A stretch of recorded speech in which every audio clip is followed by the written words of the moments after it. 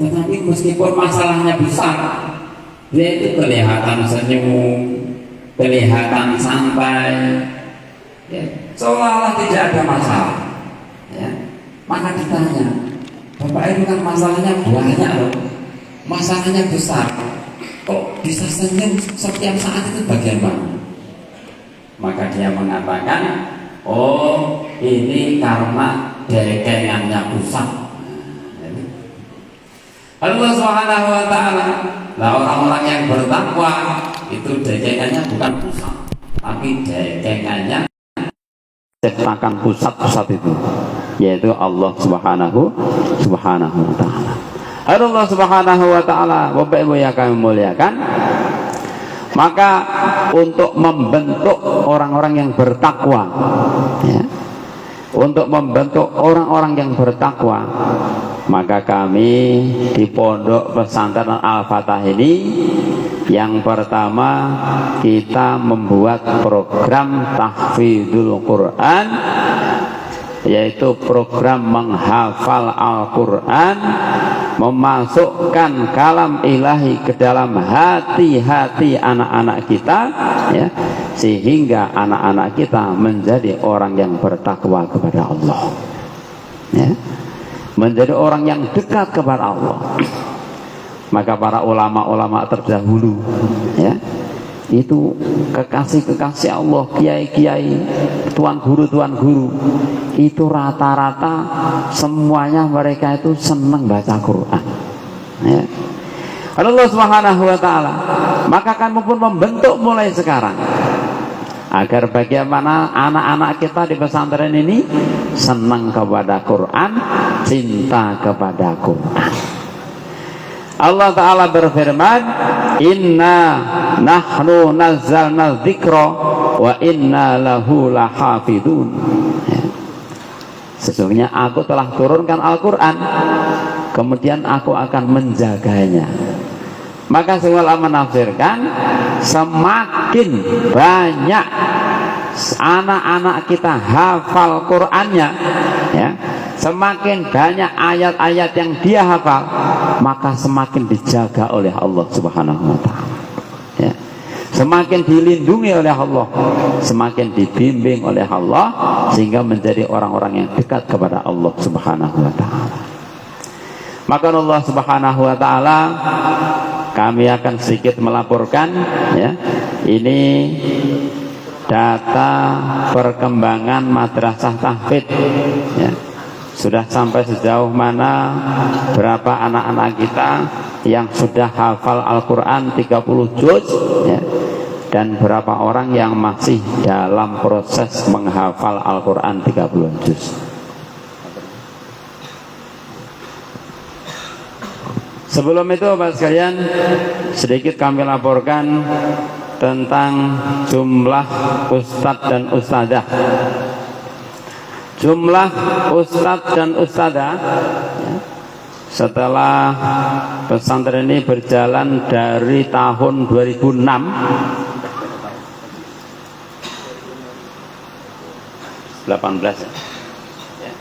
kurang lebih sudah 18 tahun, ya.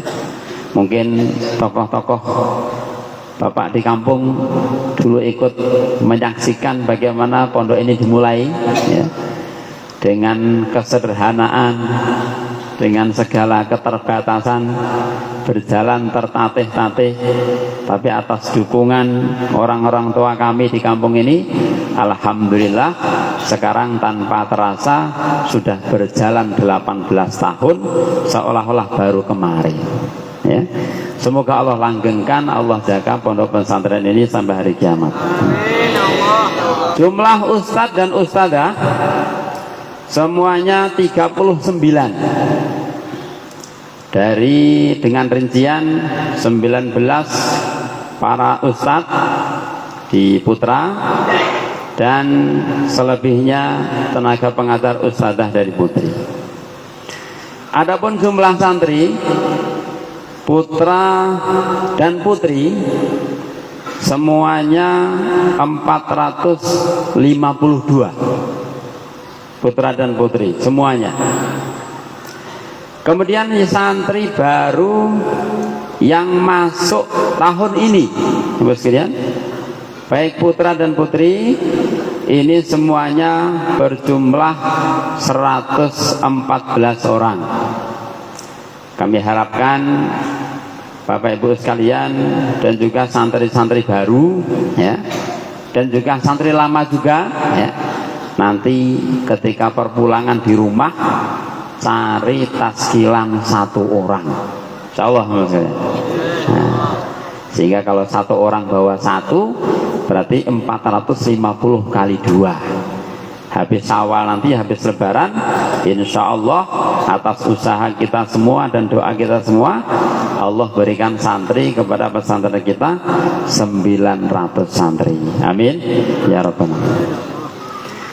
Kemudian yang akan kita kirim ke Temboro, yang sudah nih ya, yang sudah kita kirimkan ke Temboro, Bapak sekalian, di tahun kemarin Syawal, karena kurikulum di Pondok Al-Fatah ini 5 tahun sampai kelas 5, selebihnya 3 tahun lagi kelas 6 daurah 1 dan daurah 2 dilanjutkan dengan wisuda, itu di Pondok Pesantren Al-Fatah Temboro, Jawa Timur. Maka yang sudah kita kirimkan pada Syawal kemarin ada 48 santri dari kalangan santri putra dan santri putri. Kemudian yang akan kita kirimkan di bulan Syawal yang akan datang, yang sudah naik kelas 6 pindah ke Temboro ada 71 santri, ya, semuanya dari kelas 5. Dari kelas 5 naik kelas 6. Allah Subhanahu wa taala. Jadi santri-santri kita ini nanti dinyatakan lulus, ya. Dinyatakan lulus mondoknya ya ketika sudah melanjutkan studinya, belajarnya di Pondok Al-Fatah Temboro. Ya. Wisudanya di sana nanti, ya. Wisudanya di sana, sehingga sudah dinyatakan lulus Mas sekalian, ya. Maka kita dukung anak-anak kita yang sudah kelas 5, ya.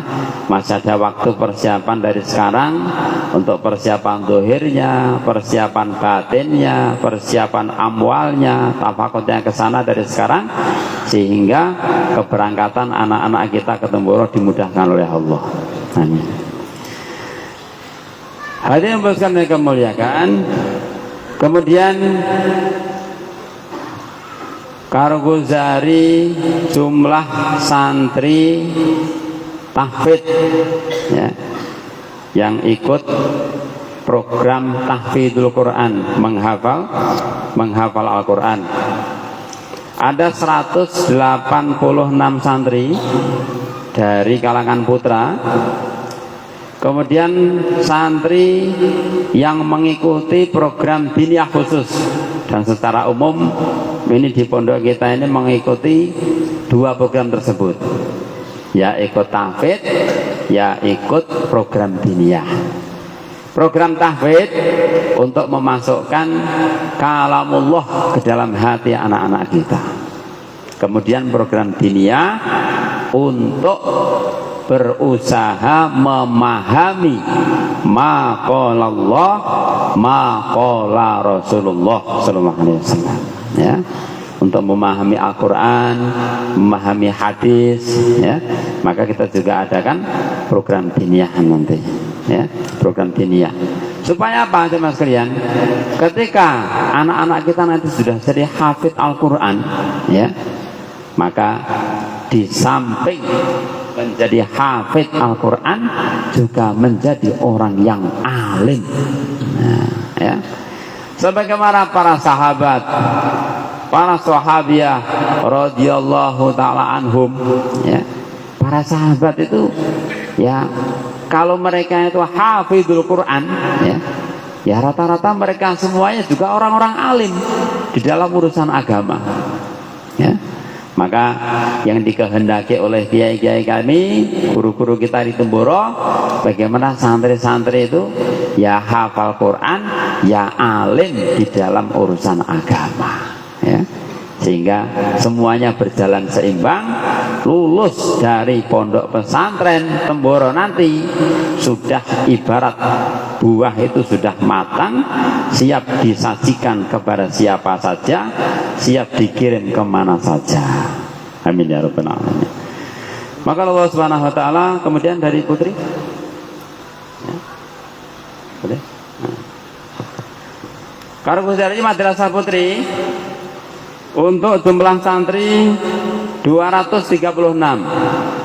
Kemudian santri yang masuk baru tahun ini 56 orang, ya.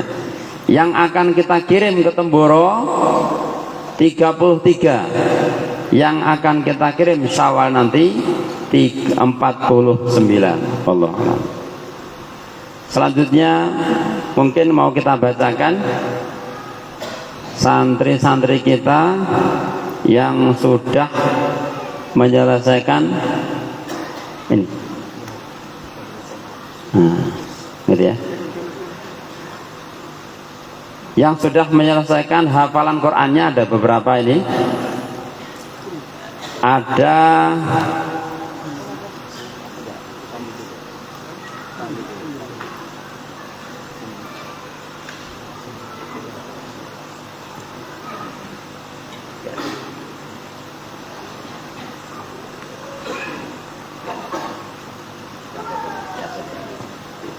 siapa manggil kamu?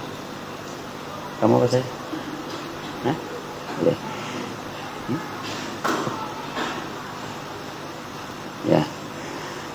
Baik, ini akan kita sebutkan nama anak-anak kita yang beberapa orang sudah menyelesaikan hafalan Qur'annya.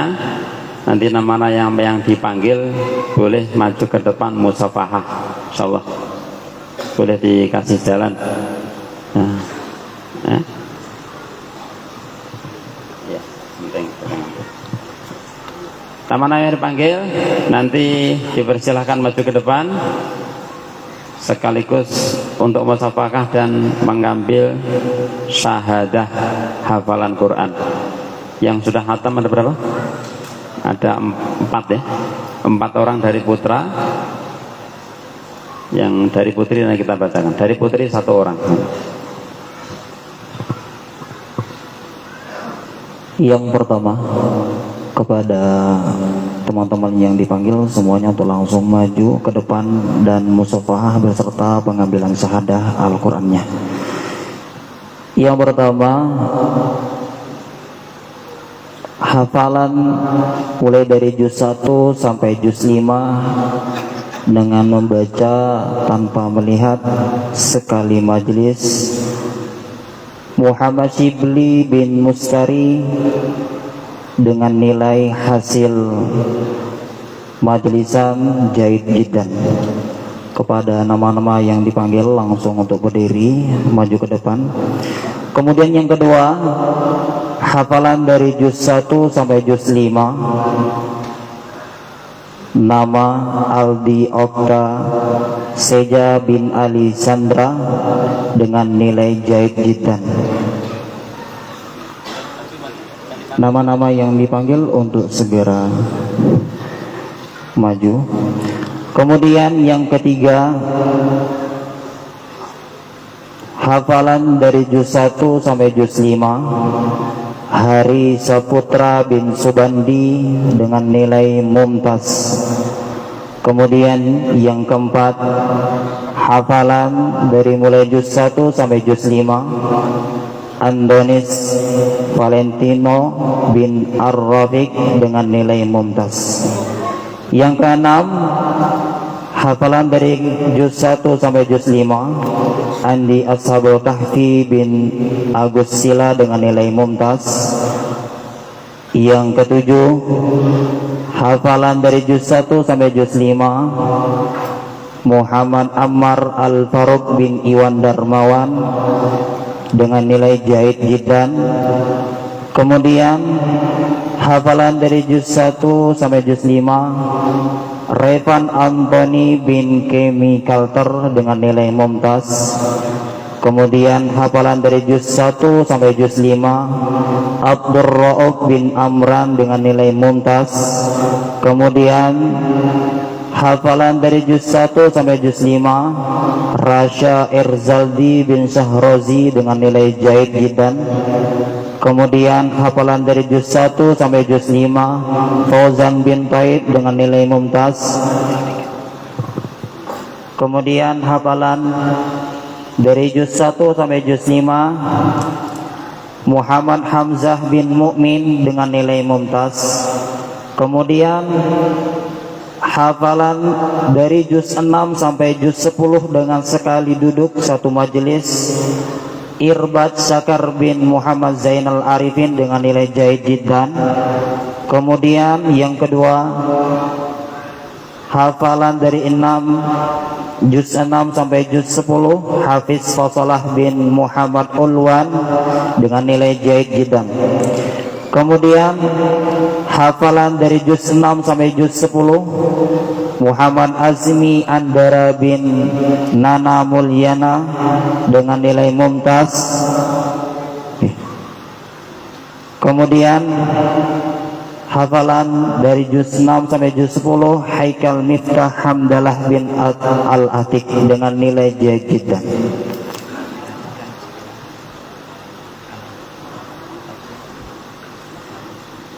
Kemudian hadirin yang mulia, untuk laporan sementara ini kita lanjutkan nanti setelah mau'izatul hasanah dari guru kita, insyaallah.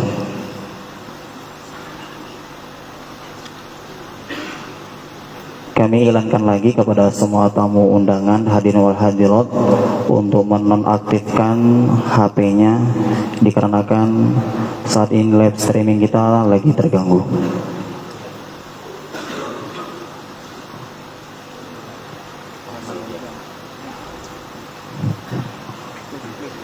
Hadirin yang dirahmati Allah Subhanahu wa taala, kita lanjutkan acara kita pada siang hari ini. Acara selanjutnya adalah Mahallul Qiyam, kemudian dilanjutkan dengan Mau'izatul Hasanah. Oleh karena itu, kepada semua para tamu undangan hadirin wal hadirat, kami mohon untuk berdiri semua demi untuk memuliakan majelis kita dan memuliakan Kanjeng Nabi Muhammad sallallahu alaihi wasallam.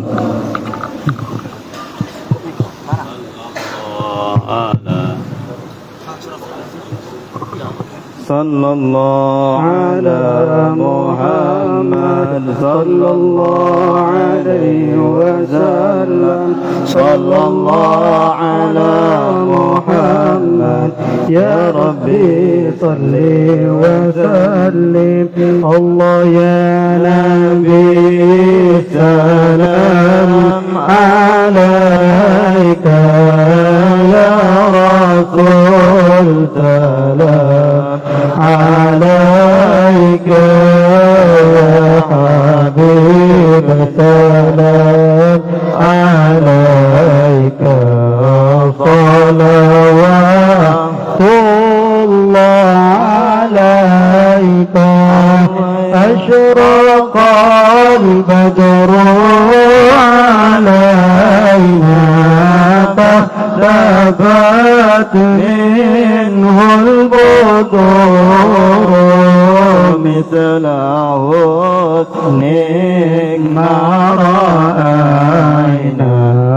قد يا وجه السرور. الله يا نبي سلام عليك يا رسول سلام عليك يا حبيب سلام عليك صلوات الله عليك.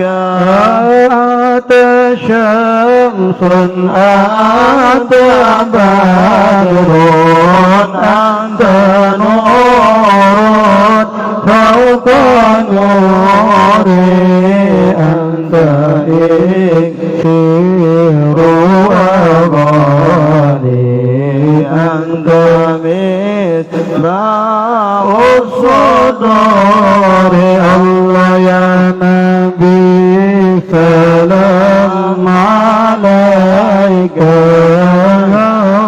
Rasul salam alaika ya Habib salam alaika salawatullah alaika ya Habibi ya Muhammad ya arusal khafiqaini ya mu'ayyad ya mumajar ya imam al-qiblataini Allah ya Nabi salam alaika ya Rasul salam alaika ya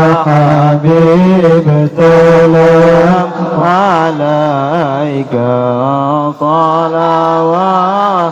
salawatullah alaika marhaban marhaban ya nur aini marhaban marhaban jaddal husaini marhaban wal ghamama qad adallat marhaban wal mala sallu al husaini ya nabi salam alaika ya rasul salam alaika Allah ya habib salam alaika salawatullah alaika ya wali الحسنات يا ربيع الدرجات اغفر عني الذنوب واغفر عني سيئاتي صلى الله على محمد يا الله صلى الله عليه وسلم يا الله صلى الله على محمد يا الله صلى الله عليه وسلم يا الله ربي فاغفر لي ذنوبي يا الله ببركة الهادي محمد يا الله يا ربي فارحمنا جميعا يا الله بجميع الصالحات يا الله وصلاة الله تغشى أشرف رسل محمد وسلام مستمر كل حين يتجلى طلع البدر علينا من ثنيات الوداع وجب الشكر علينا وداع لله مرحبا يا مرحبا يا نور العين مرحبا جد الحسين مرحبا مرحبا مرحبا يا مرحبا يا نور العين مرحبا جد الحسين مرحبا مرحبا صلى الله على محمد صلى الله عليه وسلم صلى الله على محمد يا ربي صل وسلم يا نبي سلام عليك يا رسول سلام عليك يا حبيب سلام عليك صلوات الله عليك اللهم صل وسلم وبارك عليه.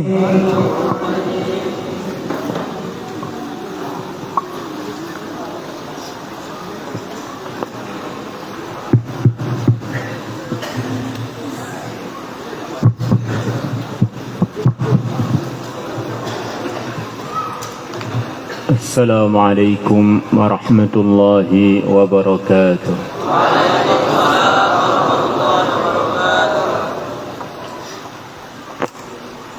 Tadi solawatan wal malah bagaimana? Wal malah ya, fi'il amar apa fi'il madhi?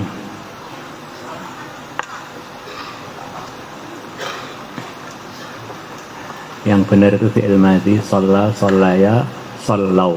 Wal mala, sallau alaika. Gitu.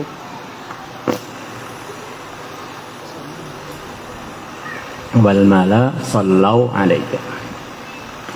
Shalla, shallaya, sallau. Bukan salli, salliya, sallu. Innal hamdalillah nahmaduhu wa nasta'inuhu wa nastaghfiruhu wa nu'minu bihi wa natawakkalu alayhi wa na'udzu billahi min shururi anfusina wa min sayyiati a'malina man yahdihillahu fala mudilla lahu ومن يضلله فلا هادي له أشهد أن لا إله إلا الله وحده لا شريك له وأشهد أن سيدنا ومولانا محمدا عبده ورسوله لا نبي بعده اللهم صل وسلم على سيدنا محمد وعلى آله وأزواجه وذرياته وصحابه والتابعين والناصرين لدينه بالقول والفعل والتضحية إلى يوم الدين أما بعد فقد قال في كتابه الكريم وقل رب زدني علما وقال تعالى يرفع الله الذين آمنوا منكم والذين أوتوا العلم درجات وقال النبي صلى الله عليه وسلم من يرد الله به خيرا يفقهه في الدين يوزن يوم القيامة دماء الشهداء ومداد العلماء فيرجح مداد العلماء على دماء الشهداء أو كما جاء في الحديث رواه أبو نعيم. Hadirin hadirat yang kami muliakan, kita bersyukur kepada Allah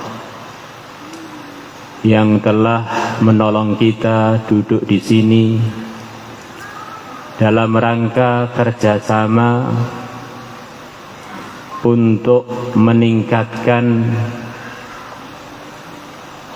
kemampuan di dalam memahami, mempraktekkan, mendakwahkan Islam yang telah diwariskan oleh yang mulia Nabi besar Muhammad sallallahu alaihi wasallam, yang mana sumbernya semua kebaikan, imannya maupun amalnya, sumbernya adalah dari ilmu, dari pengetahuan yang diajarkan oleh yang mulia Nabi besar Muhammad sallallahu alaihi wasallam kepada umat. Yang mulia Nabi besar Muhammad sallallahu alaihi wasallam dalam hadis yang dinukilkan oleh Al-Imam Ghazali, beliau mengatakan, innama bu'itsu mu'allima, sesungguhnya aku diutus oleh Allah untuk menjadi pengajar. Sesungguhnya aku diutus oleh Allah untuk memberi pelajaran kepada umat. Pelajaran keyakinan itulah yang asas. Kemudian pelajaran pelurusan amal selepas iman. Maka para ulama mengatakan baqa'ud dunya wa hayatud din bil ilm. Dunia ini masih bisa ada, Islam bisa hidup, adalah sebabnya ilmu. Andaikan di dunia ini seluruh orang telah tidak beriman, tinggal satu orang saja dia membawa kalimah la ilaha illallah Muhammad Rasulullah, maka dengan sebab berkah dia, dunia belum dikiamatkan oleh Allah. Lah orang bisa membawa la ilaha illallah ini urutannya bagaimana? Kok dia bisa meyakini bahwasanya Tuhan hanya satu, yaitu Allah, dan bahwasanya Nabi Muhammad adalah utusan Allah? Ini sumbernya adalah dari ilmu. Ini adalah bagian dari cuwilan, tetesan, serpihan ilmu yang dari para dai, dari para ulama, dari pendahulunya, dari para sahabat, dari yang mulia Nabi besar Muhammad sallallahu alaihi wasallam. Pembawa-pembawa ilmu yang diajar langsung oleh Allah adalah para anbiya alaihimus salatu wassalam. Mereka adalah para nabi, yang mana nabi itu kalau dalam bahasa kita adalah orang yang diberi wahyu oleh Allah, orang yang diajari ilmu oleh Allah. Mereka lah orang yang tertinggi derajatnya, melebihi seluruh umat. Sekecil-kecilnya derajatnya seorang nabi, sebaik-baiknya umat tidak akan mampu sampai derajatnya seorang nabi yang paling rendah derajatnya dibanding nabi-nabi yang lain. Di kalangan umat ini, para hadirin yang kami muliakan wal hadirat,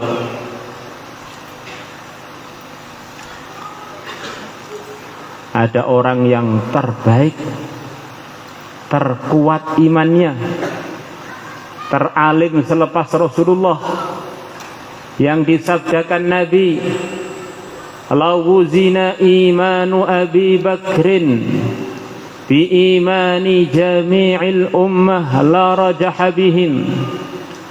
Andaikan imannya Abu Bakar ditimbang dengan imannya seluruh umat, tentulah imannya Abu Bakar akan mengungguli imannya seluruh umat. Dan di antara umat yang ditimbang tadi, para hadirin, adalah Sayyidina Umar, adalah Sayyidina Utsman, adalah Sayyidina Ali, dan orang-orang mulia selepas para Khulafaur Rasyidun. Sayyidina Abu Bakar yang begitu tinggi derajatnya, gelar tertinggi yang beliau dapatkan dari umat, dari kalangan para ulama, digelari afdhalul khalqi ba'dal anbiya. Sayyidina Abu Bakar adalah makhluk termulia selepas para anbiya. Tidak sampai derajatnya seorang nabi, sudah sebegitu itu mulianya. Maka para nabi adalah pimpinannya para ulama. Para ulama belajarnya adalah dari warisan gurunya dari sahabat, dari Sayyidul Anbiya. Kalau para anbiya belajarnya langsung dari Allah. Maka ketika Allah berkehendak menciptakan manusia dan akan dikirim di dunia ini, Allah berfirman kepada para malaikat, aku akan meletakkan di dunia seorang khalifah, hambaku yang aku tugaskan untuk mengatur dunia, yaitu berupa manusia. Maka para malaikat, hamba-hamba Allah yang tidak pernah berbuat maksiat, mereka mengatakan kepada Allah, ataj'alu fiha man yufsidu fiha wa yasfikud dima. Ya Allah, apakah engkau akan meletakkan buat di dunia ini orang, manusia yang akan buat kerusakan di dunia dan akan tengkar sampai mengalirkan darah? Para malaikat ini tidak pernah berbuat maksiat, maka firasatnya selalu tepat. Orang itu tambah takwa, tambah bersih kalau dia berpihak orang-orang yang tidak ada cahaya. Maka nasihat Nabi kepada umat diantaranya, kalau ada orang Islam berfirasat, perhatikan firasat dia, karena dia telah melihat dengan firasatnya dengan cahaya yang Allah letakkan pada dirinya, cahaya iman. Ittaqu farasatal mu'min, hati-hatilah kalian dengan firasatnya orang beriman. Fa innahu yanzuru binurillah, sesungguhnya orang beriman itu dia melihat dengan cahaya dari Allah, cahaya iman dia itu. Imannya tambah terawat, maka firasatnya tambah tajam. Maka kalau ada tetangga kita, kenalan kita dari kalangan orang iman, laki atau perempuan, kalau dia punya firasat, kok saya nggak enak ya kalau kamu mau safar ini, perhatikan, saya kok nggak cocok toh dalam hati saya kalau kamu buka toko begini ini, walaupun dia nggak punya dalil. Firasat-firasatnya orang beriman itu ada harganya di sisi Allah. Nah, ini firasatnya malaikat. Di manusia ini, para hadirin wal hadirat, punya bakat untuk tengkar, punya bakat untuk merusak.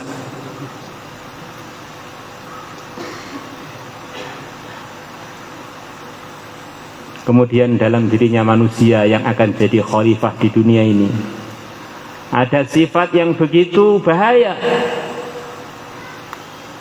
Zaluman jahula, dalam firman Allah yang lain, manusia ini suka berbuat yang tidak sesuai tempatnya.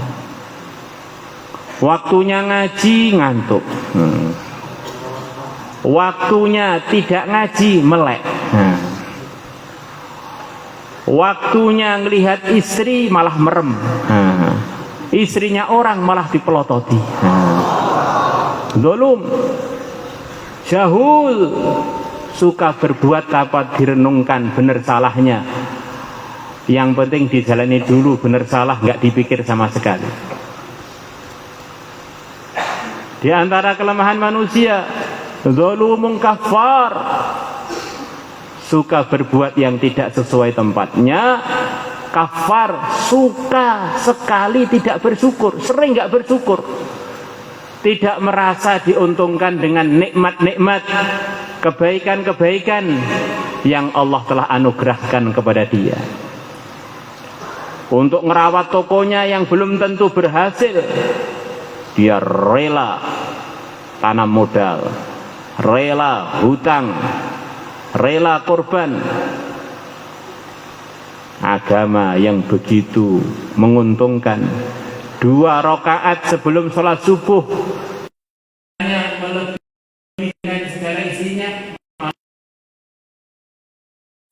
yang sangat menguntungkan, keuntungannya kekal abadi dan keuntungannya langsung, walaupun ngambilnya nanti. Kurang dirawat, dunia yang mau ditinggal dirawat, selepas dirawat belum tentu dapat hasil. Sudah punya mobil, mobilnya nggak disyukuri, malah lihat mobilnya tetangga, rumput tetangga lebih hijau. Akhirnya dia sering mengeluh, padahal nggak tahu sudah berapa banyak nikmat Allah yang Allah berikan kepada dia. Diberi nikmat iman, nikmat Islam, nikmat teragung. Kalau kita rawat dengan baik, maka orang yang wafat dalam kondisi beriman, minimal Allah akan beri kepada dia surga yang luasnya minimal 10 kali lipat dunia. Ini luasnya, belum harganya. La nasifu mra'atin fil jannah khairun minad dunya wa ma fiha. Sungguh kerudungnya wanita di surga lebih mahal melebihi dunia dengan segala isinya. Ini kerudungnya, belum yang dikerudungi. Andaikan wanita surga meludahi lautan dunia yang asin akan berubah lebih manis melebihi madu. Kalau yang kena ludahnya itu suaminya bagaimana? Ini satu gambaran para hadirin.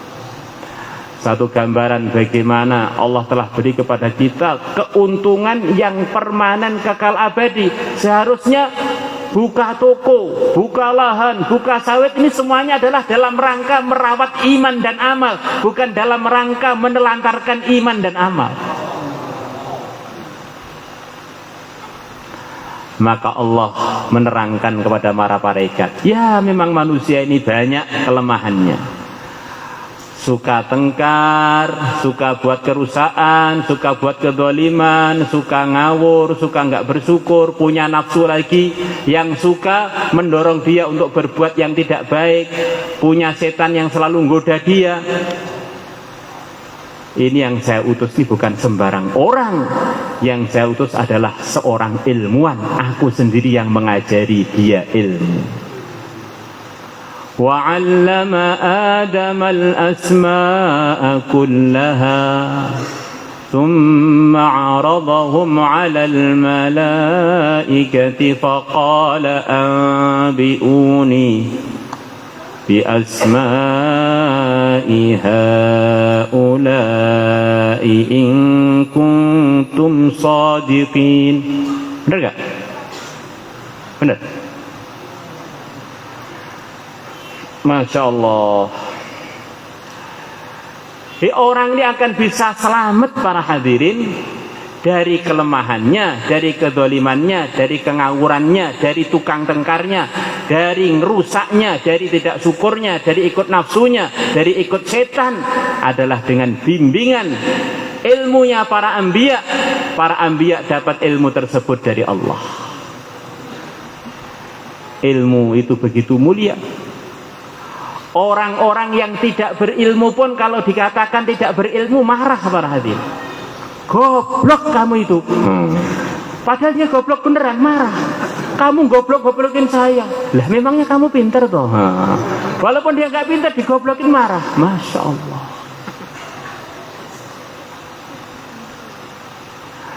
Begitu mulianya ilmu. Orang yang pernah belajar dikatakan pinter itu suweneng, padahal dia belum pernah belajar. Ngaji juga belum, mondok juga belum. Orang manggil kita ustadz, kita begitu seneng dan tidak bilang saya bukan ustadz. Oh suweneng nih. Ustadz, Masya Allah. Di gambaran begitu mulianya ilmu. Orang-orang yang nggak punya ilmu dikatakan nggak punya ilmu loh, tersinggung. Ilmu itu begitu mulia para hadirin, sampai ilmu itu diletakkan di hewan pun hewan menjadi mulia. Oh ini kuda saya ini pinter ini, Masya Allah. Akhirnya kuda yang pinter tadi harganya melebihi kuda-kuda yang tidak pinter. Di dunia ini ada kuda namanya Pegasus para hadirin, pernah juara dunia sekian kali, harganya 1 triliun rupiah. Sekarang sudah jadi pejantan banyak di negeri Eropa sana atau di Amerika. Karena apa? Padahal saudara-saudara dia juga banyak, kerabat-kerabat dia juga banyak, kok nggak semahal dia? Oh beda, Pegasus ini pinter. Masya Allah, anjing yang najisnya mughalladhah, kalau dia jilat sesuatu maka sesuatu tadi menjadi najis mughalladhah, najis yang terberat.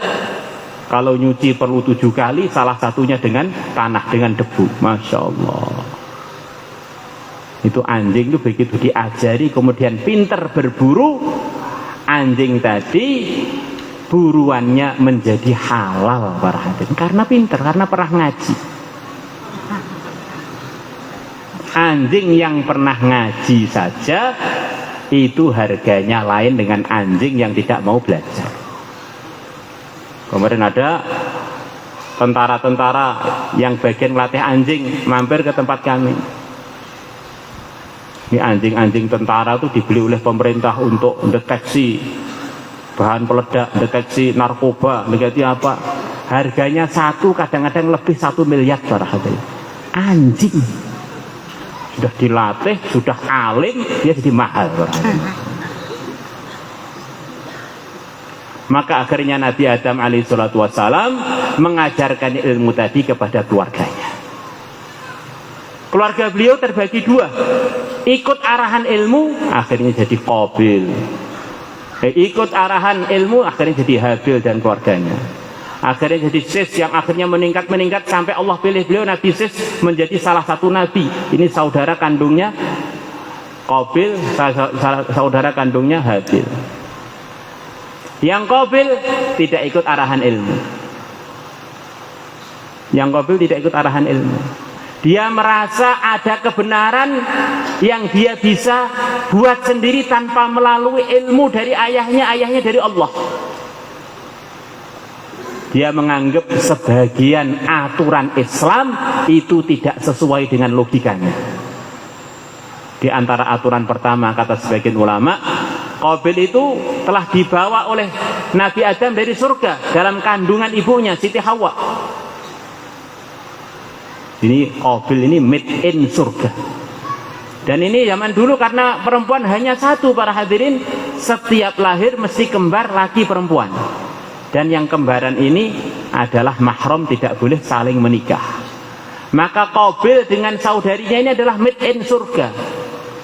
Maka kata sebagian ulama, gantengnya Qabil itu banget, dan enggak cantiknya saudarinya Qabil itu mungkin bidadari pun kalah cantik dibandingkan saudarinya Qabil.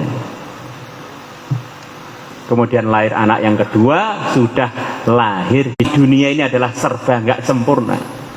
Kita ini semuanya cucunya Nabi Adam para hadirin. Mana buku nasabnya Pak? Oh langsung Quran ini. Bukan lewat kantor, lewat Allah langsung. Ya Bani Adam, wahai anak cucu Adam. Kita ini di Quran dipanggil berkali-kali, ya Bani Adam, ya Bani Adam, wahai anak cucu Nabi Adam. Ini kita ini resmi buku nasabnya ditulis di dalam Quran.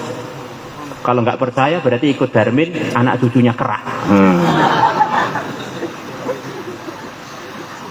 Selepas kita jauh dengan Nabi Adam, hidungnya menjadi peyok, kulitnya menjadi busek, tingginya juga menjadi tidak kurang menarik, cantiknya juga sangat berkurang. Padahal kita ini yakin anak cucunya Nabi Adam yang made in surga, berarti tinggalnya di surga. Nenek kita sangat cantik. Maka cerita ini masuk logika bahwa Qabil walaupun putranya Nabi Adam, dan saudarinya tidak seganteng dan tidak secantik Qabil dan saudarinya. Akhir cerita, Qabil telah dewasa, Habil telah dewasa, sudah waktunya nikah. Qabil dapat istri yang kurang cantik, Habil dapat istri yang super cantik. Akhirnya Qabil dalam hatinya ada dongkol. Aturan yang dibawa oleh ayah saya yang katanya dari Allah tuh ada yang nggak tepat ini, mengecewakan. Akhirnya singkat cerita, Qabil tambah sesat karena dia keluar dari arahan ilmu agama yang dibawa oleh ayahnya dari Allah, yang menjadi keistimewaannya manusia. Akhirnya dia selamat dari macam-macam kelemahannya tadi karena dibimbing oleh ilmu. Begitu manusia nggak ikut ilmu agama, mesti akan terjerumus dalam salah satu kelemahannya atau pada semua kelemahannya. Ngawur, dolim, rasukur, melok setan, melok nafsu, ngerusak gaine gelut. Nah, itu kalau orang nggak ikut ilmu agama itu begitu itu, Pak. Hadirin yang dimuliakan Allah wal hadirat, Masya Allah, orang itu membawa la ilaha illallah telah jadi asbab seluruh dunia dapat rezeki. Orang itu membawa la ilaha illallah, tidak yang lain, seluruh dunia gagal hari kiamat. Bagaimana kalau orang membawa la ilaha illallah kemudian ditambah dengan amal-amal yang lain? Kita punya anak yang beriman, para hadirin. Beriman tidak lebih dari itu. Ke masjid nggak mau, kemana-mana nggak mau, tapi dia beriman. Walaupun itu risikonya berat.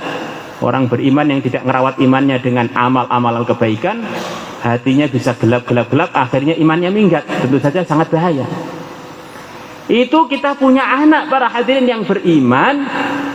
Itu 24 jam pahala iman dia yang begitu dahsyat tadi dikirimkan kepada orang tuanya tanpa mengurangi pahala dia sendiri.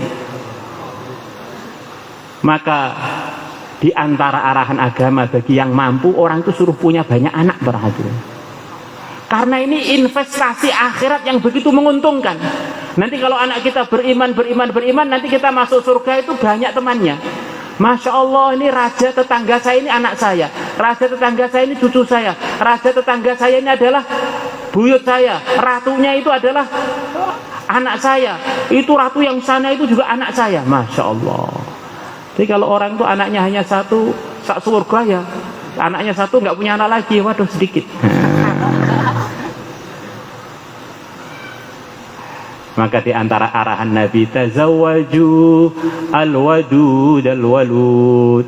Nikahlah kalian dengan wanita yang romantis, katanya.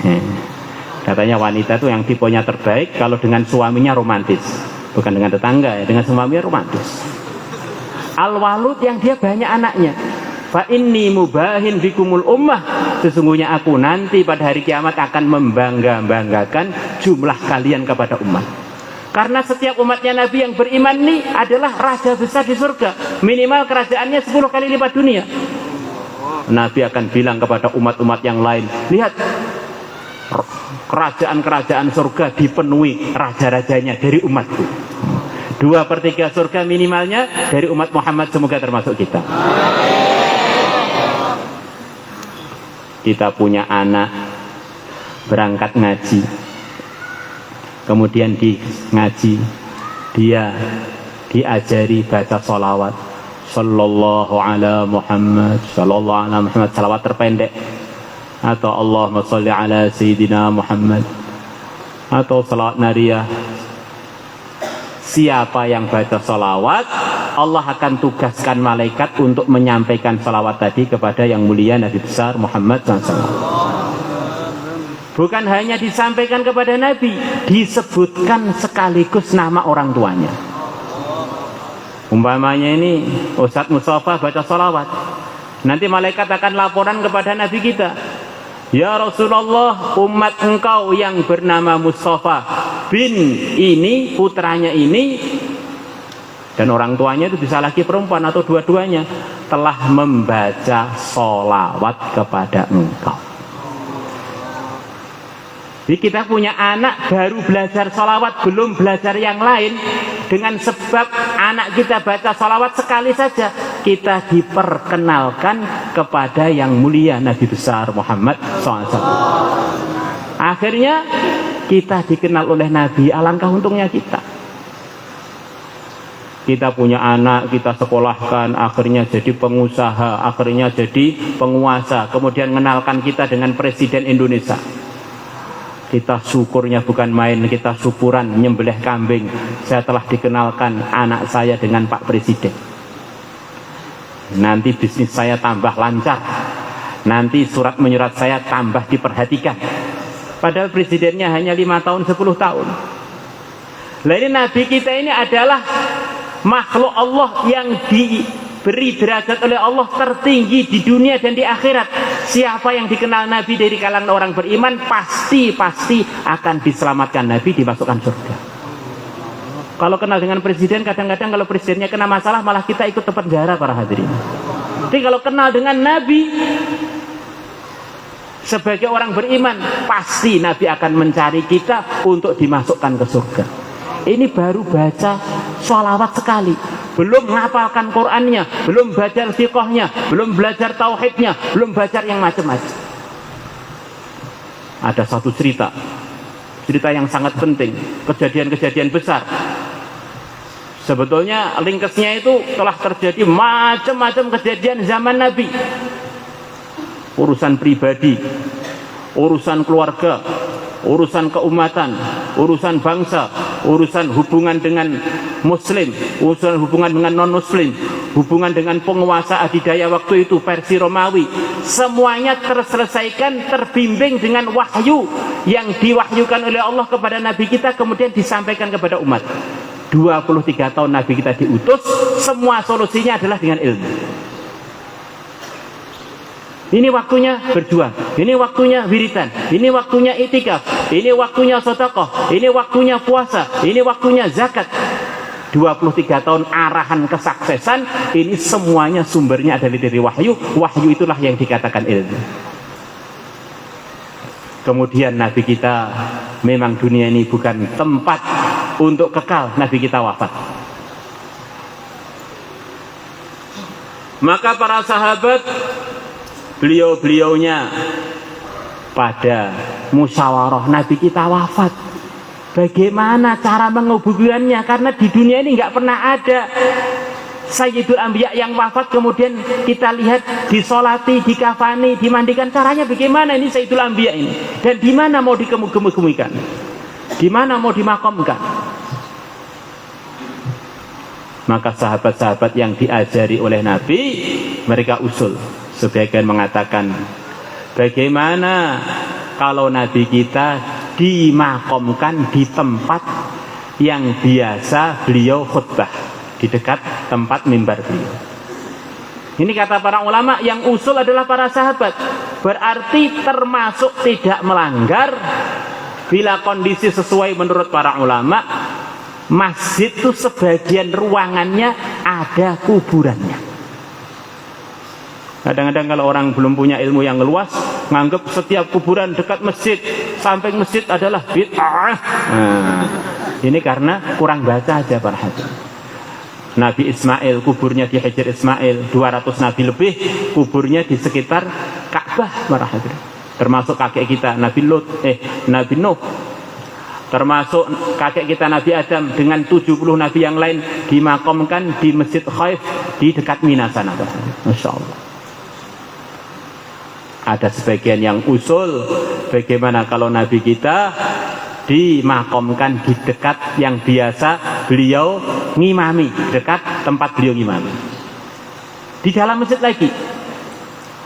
Kemudian ada sebagian usul, bagaimana kalau beliau dimakamkan bersama sahabat-sahabat beliau di Baqi. Macam-macam usulan, yang dari usulan itu disimpulkan oleh para ulama, semua usulannya benar, tinggal keputusannya. Waktu itu Sayyidina Abu Bakar sedang di luar Madinah. Waktu Nabi wafat, Sayyidina Abu Bakar sedang di luar Madinah. Maka Abu Bakar pun datang, melihat Nabi telah wafat dalam kondisi diselimuti dengan selimut beliau. Maka Sayyidina Abu Bakar membuka selimutnya Nabi.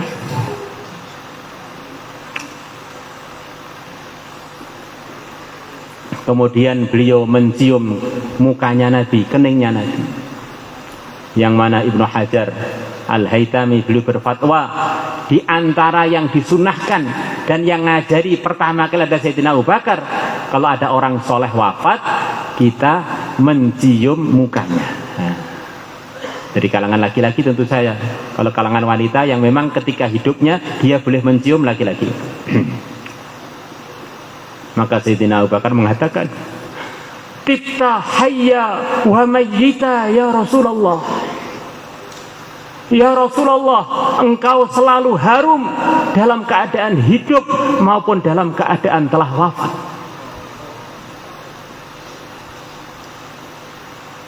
Maka ini para ulama, kalau kita pergi ke India, ke Pakistan, kalau ada ulama wafat, biasanya santri-santrinya pada mencium, meniru Sayyidina Abu Bakar, orang teralim di kalangan umat di zamannya.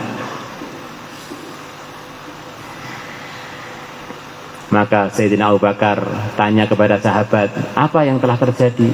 Kami ini berbeda pendapat di mana Nabi kita akan dimakamkan. Maka Sayyidina Abu Bakar mengatakan, aku telah dapat pesan dari Nabi dan aku tidak lupa pesan beliau. Beliau mengatakan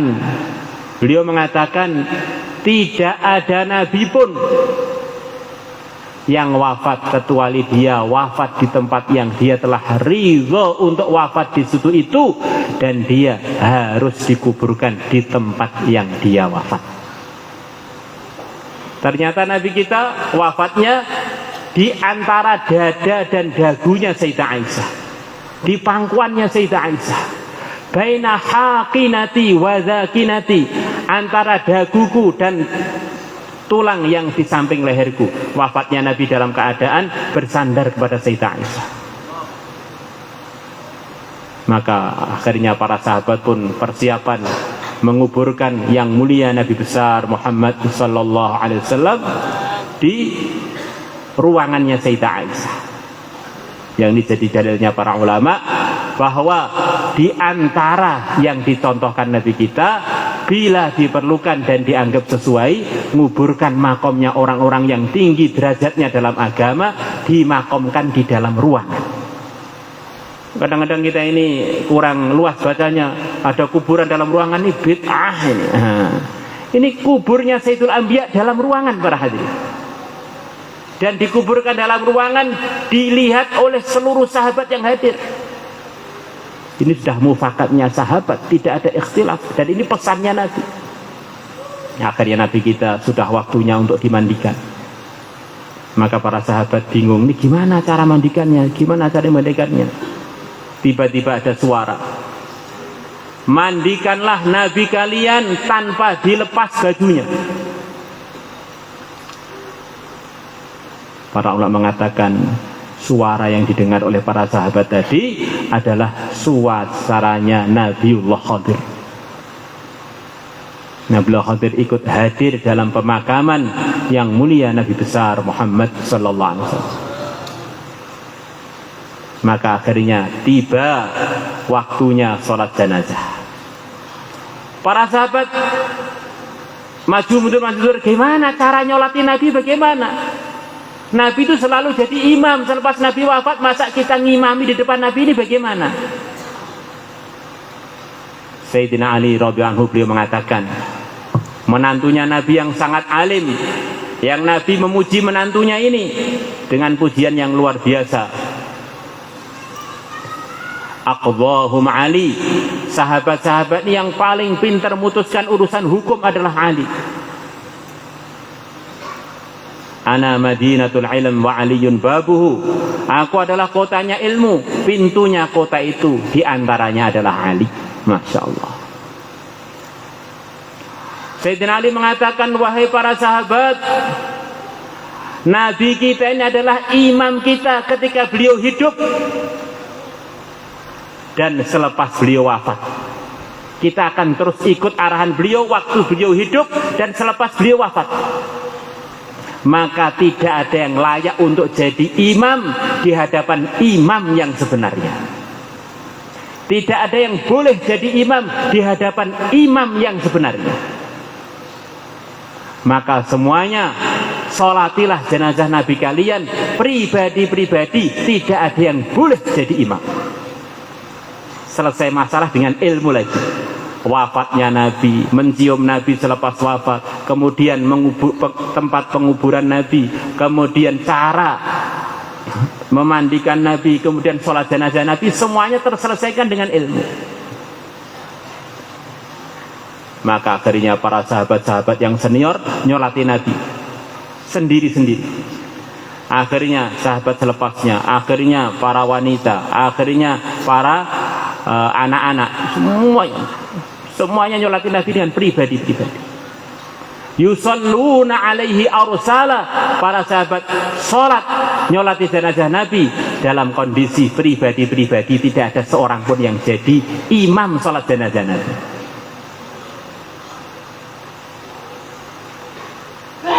Kemudian selepas Nabi kita dimakamkan, para sahabat sebelum Nabi wafat telah diberi pesan oleh Nabi kita, di antara pesannya, angfidhu jaisa Usamah,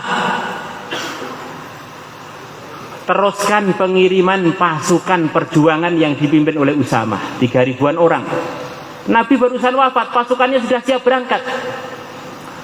Maka seluruh sahabat selain Sayyidina Abu Bakar sepakat pasukannya Usamah tetap dikirimkan, tetapi ditunda dulu, kita masih dalam kondisi duka, dalam kondisi susah, sedih. Dikirimkan selepas ini, selepas kondisi lebih tenang lagi. Maka Sayyidina Abu Bakar ternyata yang paling paham dengan sabda Nabi. Beliau mengatakan, menunda perintah adalah melanggar perintah. Menunda perintah adalah melanggar perintah. Di antara jenis pelanggaran itu para hadirin adalah nunda perintah, nunda kewajiban. Sholat subuh jam 10 pagi, sholat juga di jam 10 pagi, itu kira-kira melanggar apa tidak para hadirin? Melanggar. Ngaji juga, tapi ngajinya selepas bel selesai masuk kelas. Kira-kira dianggap pelajar yang bolos apa pelajar yang masuk kelas? Pelajar yang bolos. Allah murka kepada orang-orang sholat bukan karena tidak sholat, sholatnya di luar waktu. Fawailun lil musallin alladzina hum an salatihim sahun. Kecelakaan untuk orang-orang sholat. Ada orang-orang sholat celaka, yang sholat aja kadang-kadang masih celaka, apalagi yang nggak sholat belas. Ibnu Abbas mengatakan, alladzina hum an sholatin sahun yuakhiruna sholawati an awqatiha. Mereka adalah orang-orang yang mundur-mundur sholat sampai keluar dari waktunya yang seharusnya. Kemudian para sahabat sebagian usul, yang nggak apa-apalah kalau memang diberangkatkan sekarang, amirnya diganti. Maka Sayyidina Abu Bakar punya pemahaman yang begitu dalam. Penggantian itu bagian dari pelanggaran. Apakah Abu Bakar akan mengganti amir yang telah dipilih oleh Rasulullah? Ya nggak mungkin lah. Akhirnya diberangkatkanlah pasukan Usamah.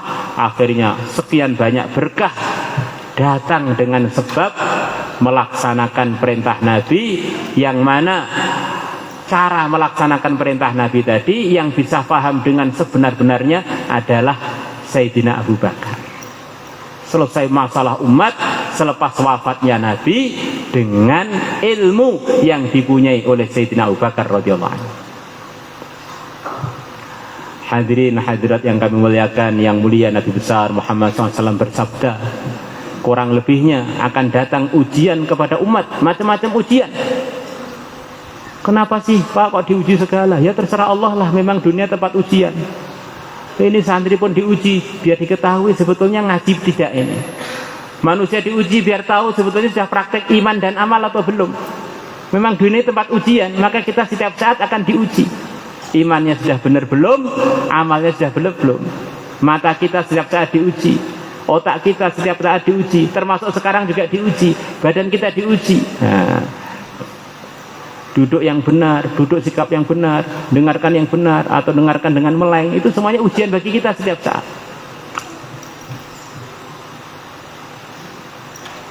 Di antara ujian yang akan datang kepada umat adalah ujian beda pendapat, dan setiap yang beda merasa paling benar.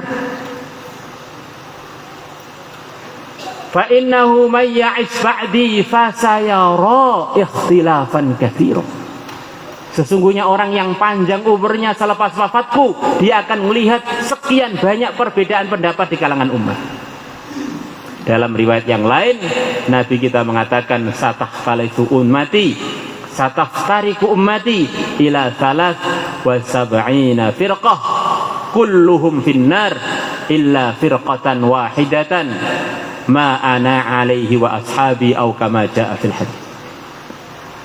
Umatku akan terpecah belah menjadi 73 golongan. Semuanya masuk neraka kecuali satu golongan saja. Siapa mereka ya Rasulullah? Mereka adalah yang ikut saya melalui sahabat-sahabat saya. Sebagian ulama mengatakan Nabi masih begitu sayang kepada umatnya. Semuanya yang ikhtilaf tadi masih diaku umat. Umatku akan ikhtilaf. Maknanya ini ikhtilaf antar orang beriman. Kata sebagian ulama begitu itu. Semuanya mengklaim kebenaran, tapi yang benar hanya satu tok. Inilah yang mau kita pelajari di pondok kita para hadirin. Siapa itu yang selamat itu ya Rasulullah? Yang ikut saya dan sahabat-sahabat saya. Yang akhirnya diistilahkan oleh para ulama dengan istilah ikut Nabi, namanya ahlu sunnah. Pemilik sunnah itu, ahlu sunnah adalah yang mulia Nabi besar Muhammad SAW. Wal jamaah maksudnya adalah santri-santri Nabi, yaitu para sahabat. Di ahlu sunnah wal jamaah adalah ikut Nabi, yaitu beliau ahlu sunnah. Wal jamaah adalah sahabat. Ikut Nabi melalui para sahabat. Hari berganti hari, dunia keilmuan berkembang, terseleksi. Muncul lembaga-lembaga iftaknya para ulama, lembaga-lembaga arahannya para ulama. Para ulama mengatakan kurang lebihnya yang dipastikan dia tidak keluar dari ahlu sunnah wal jamaah adalah kalau orang beragama dia ini memilih salah satu dari madhab 4. Madhab Syafi'i, madhab Hanafi, Hambali, dan Maliki. Ini adalah jalur yang dipastikan benar tidak keluar dari arahan Nabi. Dan inilah yang kita lihat yang mendominasi umat Islam seluruh dunia para hadirin. Maknanya umat Islam seluruh dunia itu didominasi dengan kebenaran, dan mereka adalah orang-orang yang dipastikan akan selamat dari murkanya Allah kalau ikut arahannya beneran. Coba kita di negeri kita, Indonesia, Malaysia, Filipina, Singapura, kemudian Yaman, kemudian mayoritas Mesir, sebagian India. Ini mereka ikut Nabi melalui arahan-arahannya Al-Imam Asy-Syafi'i dan timnya. Akhirnya sampai menjadi bagian ahlu sunnah wal jamaah. India, Pakistan, Bangladesh, Afghanistan, Turki, rata-rata jajahan Rusia. Kemudian sekian banyak dari negeri Syam. Mereka adalah bermadhab Hanafi. Mereka ikut Nabi dan sahabat melalui jalurnya Imam Abu Hanifah. Masya Allah. Kemudian di sana, di negeri Teluk, mereka ikut arahan Nabi melalui sahabat dengan melalui arahannya Al-Imam Ahmad rahimahullah. Kemudian di sana, di negeri-negeri Afrika, Sudan, kemudian Aljazair, kemudian Tunis, kemudian Maroko, kemudian Libya.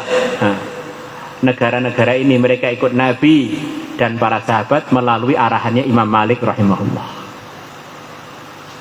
Maka kalau orang itu sudah bermadzhab salah satu mazhab ini para hadirin, dia ini adalah orang yang dalam kebenaran walaupun tidak satu grup dengan kita, walaupun tidak satu organisasi dengan kita, walaupun tidak satu gerak dengan kita. Kalau sudah ikut Ahlus Sunnah wal Jamaah, dia ini adalah bagian yang akan masuk surga dengan selamat. Akhirnya kita ini melihat begitu itu, Masya Allah, anak saya di pondok ini ternyata dididik untuk memastikan dirinya menjadi bagian Ahlus Sunnah wal Jamaah. Akhirnya kalau saya tanya urusan hukum, urusan arahan, saya pasti benar. Biar Islamnya ini Islam yang orisinil, bukan Islam yang KW-KW. Dalam urusan akidah, ada yang ikut arahan Imam Asy'ari atau Imam Abu Mansur Al-Maturidi, yang kesimpulannya adalah mempelajari akidah yang benar, penjabaran mengenai la ilaha illallah Muhammadur Rasulullah, biar tidak keliru mengsifati Allah, biar tidak menganggap sebagian makhluk yang tidak layak untuk dituhankan, sebagian sifat-sifat makhluk yang tidak layak untuk Tuhan tidak kita sematkan kepada Tuhan. Akhirnya kita mempelajari akidah 50 sifat wajib bagi Allah, 20 sifat mustahil bagi Allah, 20 sifat jaiz 1, akhirnya 41. Kemudian biar kita tidak keliru bersikap dengan hamba-hamba Allah yang termulia, yaitu para anbiya, yang dikatakan oleh Imam Subki, barang siapa mengatakan salah satu dari nabi dia berbuat maksiat, maka dia telah keluar dari Islam, harus syahadat lagi. Ini penting para hadirin. Ini fatwa resminya para ulama-ulama kita yang hati-hati. Maka kita belajar akidah 50 yang diantara isinya sifat wajib bagi para anbiya yaitu 4, sifat mustahilnya 4, sifat jaiznya 1, pas 9, gabungan 41 dengan 9, namanya akidah 50. Akhirnya la ilaha illallah jelas, Muhammadur Rasulullah jelas. Pokoknya kalau sudah Nabi, yang berhak negur, yang berhak nyalahkan hanya Allah. Kalau saya ikut-ikutan, saya kafir. Ini tegas para hadirin. Karena kita ini kadang-kadang dalam kesemangatan, dalam macam-macam jos, sampai kita ini akidahnya nggak jelas. Perasaannya korban, ternyata korban untuk merusak iman para hadirin. Masya Allah. Maka dengan anak kita ngajikan, anak kita dengan belajar akidah, akhirnya menjadi bagian Ahlus Sunnah wal Jamaah yang jelas. Akhirnya kita ini ternyata temannya banyak, wali di dunia ini banyak, yang masuk surga sebagaimana yang dijanjikan Nabi, 2/3 surga isinya minimalnya adalah umat Muhammad.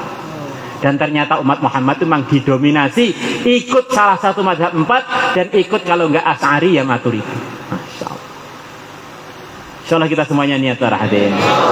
Maka harapan kami para wali murid, putra atau putri, dan urusan keilmuan ini dalam sejarah para hadirin, laki perempuan sama-sama bersaing, sama-sama berprestasi. Bukan kalau perempuan itu yang penting perempuan itu bisa 3M ya sudah, masak, macak, dan manak. Oh, ini namanya penghinaan untuk jenis perempuan para hadirin. Yang mulia Nabi besar Muhammad SAW punya seorang istri yang sangat beliau cintai, namanya Sayyidah Aisyah. Beliau mengatakan, kalau kalian pengen belajar ilmu agama, belajarlah kepada Sayyidah Aisyah. Imam Zuhri mengatakan, andaikan ilmunya seluruh istri Nabi dikumpulkan, ditambah lagi ilmunya seluruh sahabiah dikumpulkan, ditambah lagi ilmunya seluruh wanita dikumpulkan, kemudian ditimbang dengan ilmunya Sayyidah Aisyah, ilmunya Sayyidah Aisyah akan mengungguli ilmunya seluruh wanita seluruh dunia. Sayyidah Aisyah yang beliau telah begitu berjasa kepada umat, menyampaikan kepada umat yang terdata dari beliau minimal 2210 hadis. Setiap bab ilmu agama Sayyidah Aisyah ikut. Bahkan Al-Imam Asy-Syafi'i rahimahullah, beliau punya guru, salah satu guru beliau adalah Sayyidah Nafisah. Beliau seorang wanita dari ahli baitnya yang mulia Nabi besar Muhammad SAW. Dan semua sanad madzhab arba'ah mesti ada ustadznya itu yang ustadzah. Laki-laki belajar pada wanita, mesti ada riwayat dari Sayyidah Aisyah. Kita orang Temboro juga punya guru namanya Sayyidah Aisyah. Abu Hurairah pun belajar pada Sayyidah Aisyah. Sayyidina Umar pun pernah belajar kepada Sayyidah Aisyah. Masya Allah. Maka urusan keilmuan ini memang tanggung jawab bersama. Laki-lakinya juga ada yang kita utus untuk belajar agama dengan serius. Kemudian perempuannya begitu juga. Akhirnya yang selamat itu ya laki-laki ya perempuannya. Apalagi perempuan akan mendidik anak-anak kita, mendidik cucu kita, mendidik keluarga kita. Kalau wanita itu pada paham agama, harapannya keorisinilan agama yang diajarkan itu menjadi berkembang di mana-mana. Akhirnya ahlus sunnah terkuatkan di mana-mana. Akhirnya wali-wali Allah muncul di mana-mana. Para ulama ditanya, apa buktinya madhab 4 itu benar? Buktinya, setiap madhab 4 itu ada wali-wali masyhurnya. Semuanya bisa jadi wali yang ikut salah satu dari madhab 4. Tapi yang keluar dari madhab 4 khawatir nggak bisa jadi wali. Wali murid pun belum tentu laku. Wali Songo, masalah madhab 4. Imam Subki, kemudian Ibnu Daqiq Al-Aid.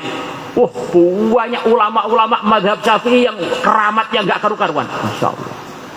Kemudian madhab Maliki, Abul Hasan Asyadili yang nyusun Hizib Bahar, Hizib Nasr. Kemudian madhab Maliki lagi, Selawat Nariyah. Kemudian madhab Hanafi, mungkin Syekh Ilyas, Muhammad Al-Fatih yang menghancurkan Konstantinopel. Itu madhab Hanafi.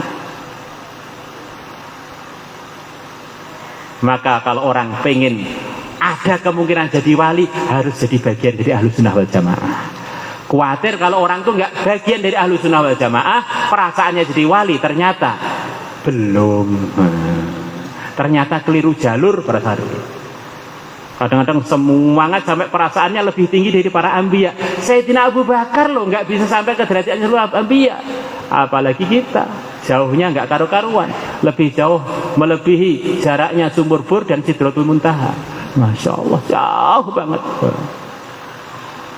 Maka karena ilmu agama itu mahal, maka ayahnya tirakat, ibunya tirakat, putra putrinya juga tirakat, biar Allah terima kita, terima keluarga kita untuk menjadi bagian ilmuwan-ilmuwan ahli sunnah wal jamaah. Akhirnya manfaatnya untuk diri kita, untuk keluarga, untuk kampung kita, dan untuk umat. Insya Allah semuanya niat, insya Allah.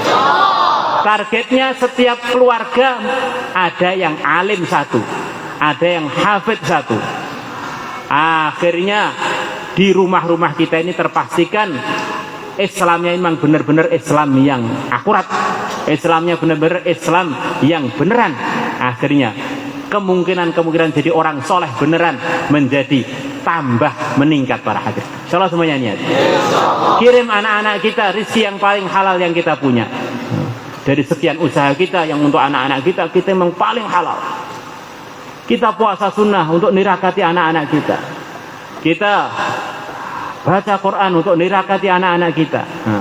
Anaknya yang di pondok juga yang sungguh-sungguh. Kalau anak di pondok itu sungguh-sungguh, di antara buktinya orang tuanya di rumah akan dimudahkan rizkinya untuk ngirim wesel-wesel kalian. Orang iman yang belum beramal saja seluruh dunia dapat rizki gara-gara dia. Bagaimana kalau orang beriman tadi adalah pelajar agama, maka ini sebab secara gaib untuk memudahkan urusan-urusan dunia kita juga. Lah anak saya mondok, kok saya malah kesulitan Pak? Mondok aja masih kesulitan, apalagi nggak mondok, tambah cemet kamu. Kira-kira begitu itu para hadirin, Masya Allah. Dulu ada wali murid di Temboro dari Jakarta, Masya Allah.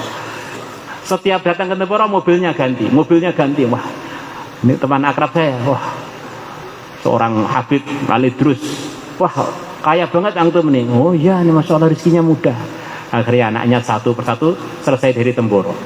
Selesai nikah. Anaknya Masya Allah lumayan kaya punya mobil semua.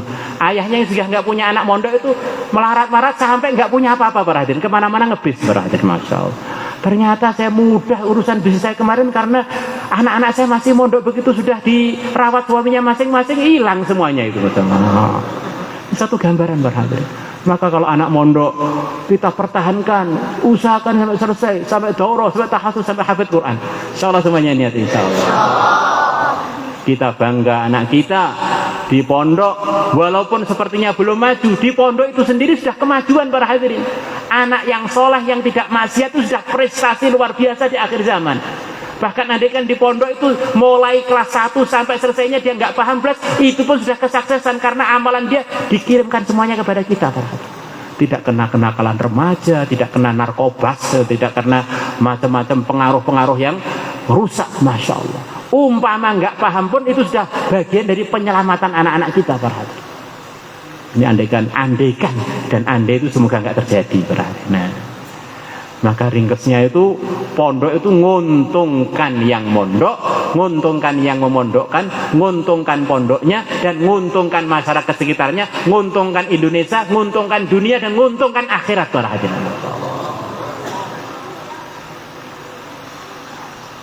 Kata banyak sejarawan di Indonesia, selepas Wali Songo datang ke Indonesia, di antara warisannya wabil khusus di Jawa adalah pesantren-pesantren. Akhirnya di Jawa dijajah oleh Belanda sekian ratus tahun. Karena berkahnya pesantren-pesantren yang ada, akhirnya di situ keluar alumni-alumni yang merawat musola-musola, merawat TPA-TPA menyebar di Jawa dan sekitarnya. Akhirnya Belanda yang begitu lama menjajah tidak bisa merubah agamanya orang Indonesia kecuali dikit banget. Jadi di antara jasa pesantren di Indonesia itu, para hadirin, telah menjaga agama Islamnya orang Indonesia.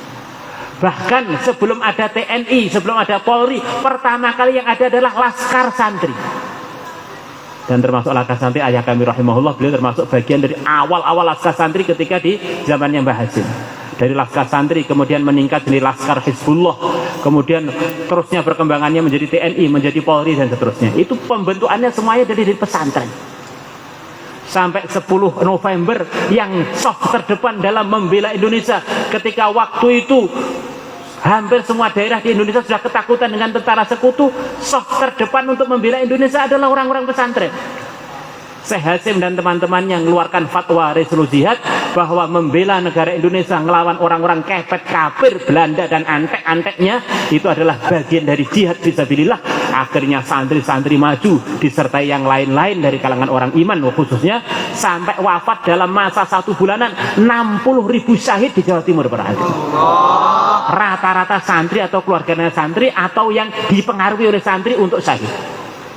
Akhirnya putra terbaiknya tentara sekutu waktu itu, siapa itu? Setan Maladi. Jenderal Maladi mati di sana. Diganti lagi oleh jenderal kedua, mati lagi di sana. Akhirnya tentara sekutu ciut, akhirnya mereka lari terceret-ceret meninggalkan Indonesia. Akhirnya Indonesia merdeka sampai sekarang. Wah, pesantren tuh Masya Allah. Di sana ada seorang ulama dari Buntet namanya Mbah Abbas, yang terkenal dia dimusyawarahkan di kalangan ulama. Kami bagian bergerak darat, kamu yang bagian jaga langit. Maka Mbah Abbas bagian doa, setiap ada pesawatnya sekutu naik, ditiup dari bawah, langsung jatuh. Masya Allah. Akhirnya tentara sekutu bingung, ini ngelawan siapa ini? Akhirnya jungkel, lari dari Indonesia. Wah, pesantren ini jasanya untuk Indonesia luar biasa. Kadang-kadang orang tuh dipengaruhi oleh pengaruh yang tidak bertanggung jawab. Anak saya ini kalau mondok makan apa? Ya makan nasi lah. Itu orang-orang makan itu sebab ada orang amal agama. Orang amal agama karena ngerti agama. Orang ngerti agama karena mengajarkan agama. Kok orang bisa mengajarkan apa? Kenapa? Karena belajar agama. Ini urutannya, ini markas kebaikan adalah lembaga keilmuan, para hadirin. Ya, rata-rata matinya bukan karena, wafatnya bukan karena kurang gizi, malah kebanyakan gizi numpuk-numpuk, diundang sana kendurian, sampai nggak sempat kosong perutnya, sampai wafat muda gara-gara kebanyakan makan, para hadirin. Masya Allah. Ini, Masya Allah.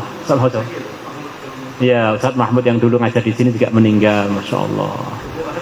Gemuk mah. Jadi sampai guyonannya orang-orang yang di pesantren Jawa sana, ngaji kok khawatir nggak makan.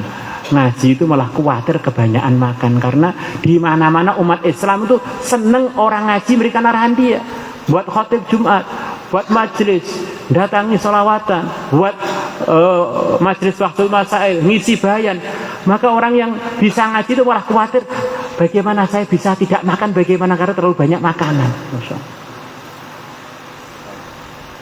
Ini semua anugerah dari Allah, maka kita saling doa mendoakan supaya lembaga kita ini tambah maju, supaya lembah kita tambah meningkat, ustadz-ustadznya tambah tanggung jawab, ustadzah-ustadzahnya begitu juga, santri-santrinya begitu juga, wali muridnya juga tambah semangat, tambah tirakat, supaya semuanya dipilih oleh Allah menjadi bagian orang Islam yang sebenarnya, bagian umat Islam yang diakui Nabi sebagai bagian dari Ahlus Sunnah wal Jamaah. Kalau kita semuanya niat, itu semua anugerah dari Allah. Kita akhiri majlis kita dengan berdoa dan meminta kepada Allah. Ala hadhihi niyyah wa ala kulli niyatin salihatin al-Fatihah.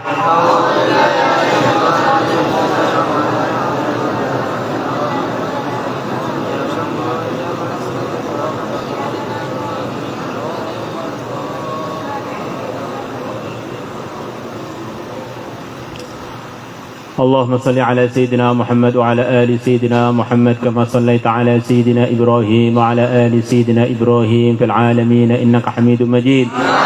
اللهم أفد علينا يا الله وعلى الحاضرين في هذا المجلس وعلى هذه المدرسة من بركاتك ورحمتك وهدايتك وتأييدك، من بركات الأولياء، من بركات الأولياء، من بركات أولياء تسع، من بركات الأئمة، من بركات صحاب رسولك، من بركات الأنبياء، من بركات الرسل، من بركات أولي العزم من الرسل، من بركات سيد الرسل في الأمور والأحوال والشؤون كلها. اللهم كمل معانينا، اللهم كمل مبانينا، أعظم بركاتنا، زدنا ولا تنقصنا، زدنا خيرات الدنيا والآخرة بدون محنة ولا بلية. Ya Allah, terimalah kami. Ya Allah, terimalah madrasah kami. Ya Allah, terimalah ustadz-ustadzahnya. Terimalah santri-santrinya, santri putra maupun putrinya. Terimalah wali-wali muridnya. Terimalah ya Allah yang telah mendukungnya. Ya Allah, terimalah yang telah hadir di majlisnya. Terimalah untuk menjadi bagian hamba-Mu yang Engkau ridhai, yang Engkau tolong, Engkau jaga, Engkau sembuhkan penyakit-penyakitnya, Engkau selesaikan masalah-masalahnya, Engkau tunaikan hajat-hajatnya, Engkau berkahi akhirat dan dunianya, Engkau berkahi zahir batinnya, Engkau berkahi segala urusan dan keputusannya, anak cucu sampai hari kiamat. Ya Allah, innaka ala ma tasya'u qadir wa bil ijabati jadir. Ya Allah, jadikanlah madrasah ini ya Allah dan santri-santrinya dan semuanya asbab hidayah untuk dirinya dan untuk umat seluruh alam, asbab keberkahan untuk dirinya dan untuk umat seluruh alam, menjadi bagian penguat Ahlus Sunnah wal Jamaah, penyebar akidah yang benar, amalan yang benar, sesuai dengan yang Engkau ridhai, sesuai yang telah diwariskan oleh Nabi-Mu kepada kami melalui sahabat-sahabatnya, melalui para imam-imam yang ahlinya.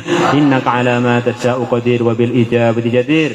Ya Allah, keluarkanlah dari majlis ini, dari madrasah ini para alim alimah, hafid hafizah, da'i da'iyah, abid abidah, mukhlis mukhlisah, mansur mansurah, mahfud mahfuzah, yang bermanfaat untuk akhiratnya umat, yang bermanfaat untuk dunianya umat, terjaga zahir batinnya ya Allah, turun temurun sampai hari kiamat ya Allah, untuk kami di sini, untuk yang di Al-Fatah pusat sana, dan untuk seluruh cabang seluruh alam sampai hari kiamat ya Allah.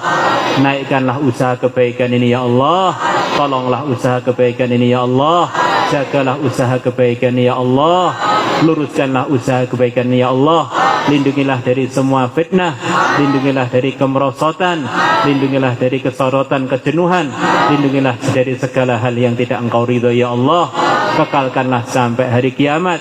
Jadikanlah kami semuanya terus kerjasama sampai akhirat, akhirnya bareng-bareng ketemu di sana dalam ridho-Mu, rahmat-Mu, anugerah-Mu, akhirnya bareng-bareng masuk surga, ditemukan dengan para masyayikh kami, dengan para wali-wali-Mu, dengan para nabi dan rasul-Mu, dengan pimpinan kami, junjungan kami, kekasih kami, imam kami dunia akhirat yang mulia Nabi besar Muhammad SAW. Walaupun kami tidak layak oleh itu ya Allah, Kalau Engkau pilih kami, siapa yang bisa menghalangi? Maka pilihlah kami ya Allah, maka pilihlah kami ya Allah, maka pilihlah kami ya Allah, pilihlah kami ya Allah. Jadikan masjid ini meridhokan Engkau ya Allah, dan menyebabkan senyumnya Nabi kami kepada kami. Jadikanlah kami umat Nabi yang menggembirakan Nabinya, yang membanggakan Nabinya, yang menggembirakan Nabinya, yang menjadikan Nabinya berbangga dengan sebab kita ya Allah, di hadapan Engkau dan di hadapan umat yang lain. Innaka ala ma tasya'u qadir wa bil ijabati jadir. Dengan berkahnya yang mulia Nabi besar Muhammad SAW, kabulkanlah doa-doa kami tadi ya Allah, disertai segala kemudahan, tanpa ada ujian, tanpa rintangan ya Allah. Sallallahu ala sayyidina Muhammad wa ala alihi wa sahbihi wa baraka sallam. Alhamdulillahi rabbil alamin. Al-Fatihah.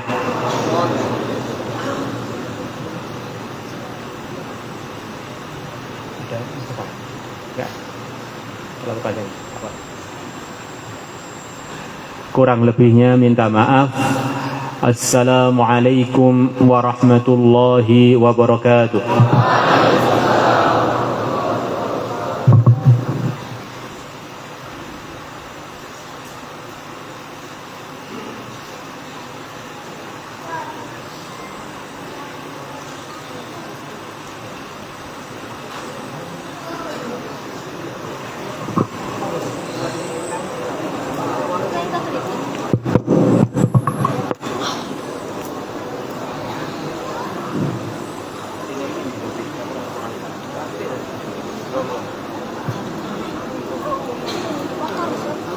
Mohon kepada hadirin wal hadirat semuanya untuk tetap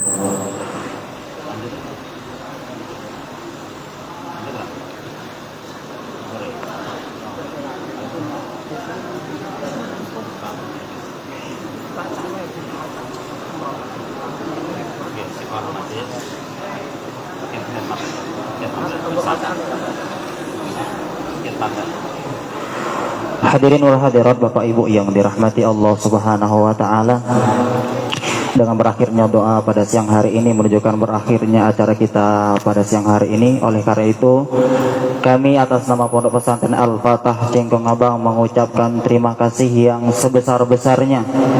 Kemudian dimulai dari awal sampai akhir, bila terjadi kesalahan dan terdapat kekurangan dari mulai fasilitas, kemudian pelayanan dari kami atas nama Pondok Pesantren Al-Fatah Cengkong Abang mengucapkan permohonan maaf yang sebesar-besarnya.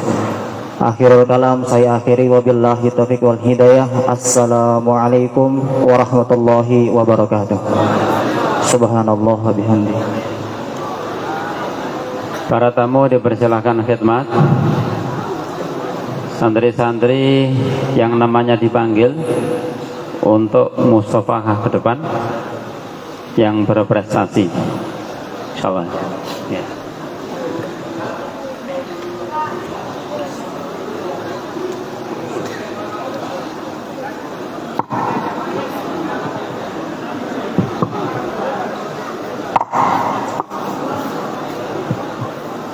Untuk para tamu undangan, selanjutnya boleh acaranya adalah untuk khidmat. Kemudian kepada para alumni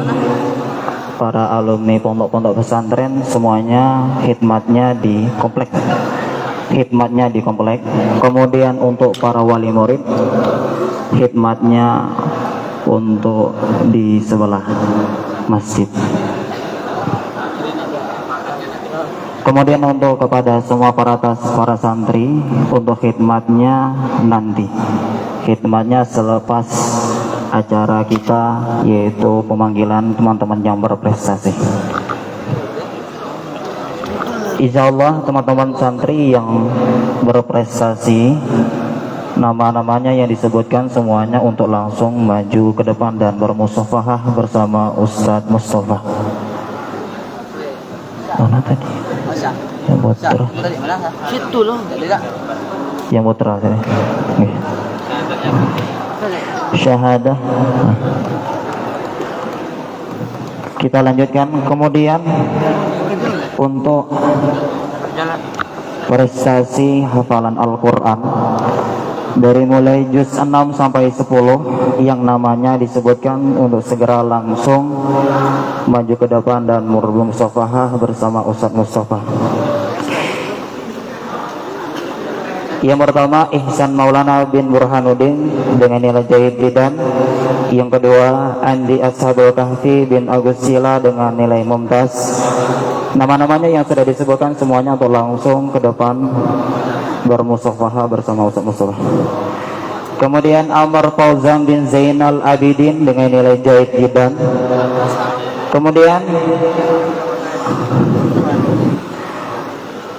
teman-teman yang sudah menyelesaikan Al-Qur'annya dengan hatam sor 30 juz, ada 3 orang. Yang pertama Muhammad Syamsuri Firdaus bin Tal Kaisar. Kemudian yang kedua Syamsuri. Kemudian yang kedua Muhammad Luqman Al-Hakim bin Almarhum Sulnadi. Yang ketiga Muhammad Sobri bin Sobri Zaini. Nama-nama yang telah dipanggilkan untuk maju ke depan bermusafahah pada Ustaz Mustafa. Kemudian yang terakhir untuk prestasi tahfidz kita pada tahun ini, yang sudah menyelesaikan hafalannya 30 juz dengan bil ghaib satu majelis, ada 1 orang, yaitu Ahmad Yasin Gusyar. Ada?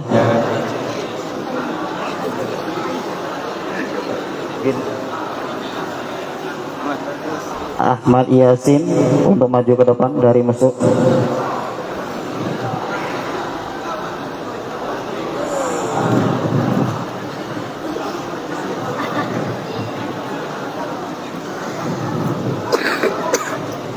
Kemudian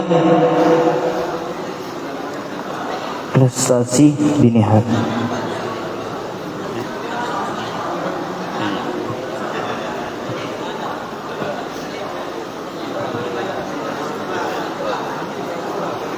Selanjutnya peringkat diniyah putra dari kelas SP Faiz Sleman, Hanza Parit Lalang, Izzuddin Sleman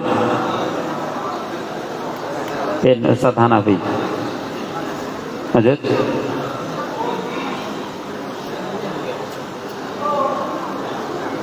Kelas 1 Raihan Kedimpel. Peringkat 2 Mujahid Tobuali. Peringkat 3 Firly Simpang Katis.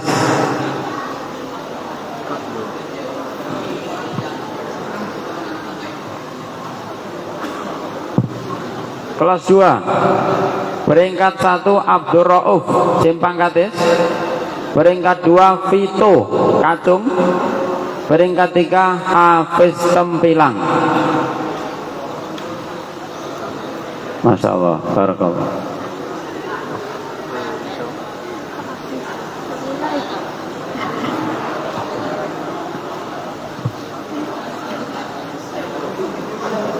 Kelas 3 P1.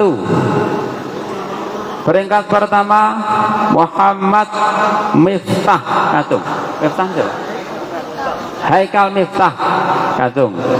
Peringkat 2 Muhammad Khairan. Peringkat 3 Rafiq Baki Kedimpel. Khairan Hikmat Baki Hikmat. Alhamdulillah. 3P2 peringkat 1 Adli Duriansyah Pangkal Pinang. Peringkat 2 Muhammad Ammar Sungai Liat. Ammar mana nih? Ammar Al-Faruq ya. Ammar Al-Faruq. Peringkat 3 Nafis Sungai Liat. Faisal Nafis. Faisal Nafis. Barakallah. Menyusul kelas 4 P1. Peringkat pertama Ashraf Sungai Liat. Ini Ashraf sama Sobri beda orang apa satu orang? Satu. Ada Ashraf pada Sobri ya. Peringkat 2 Hariri Pangkal Pinang. Peringkat 3 Irbat Sakar Pagarawan.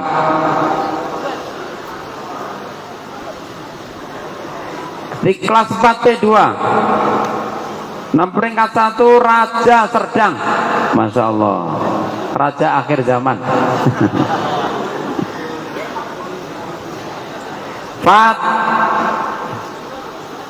Muhammad Al-Fatih Pangkal Pinang peringkat 2. Peringkat 3 Muhammad Sahil Mentok.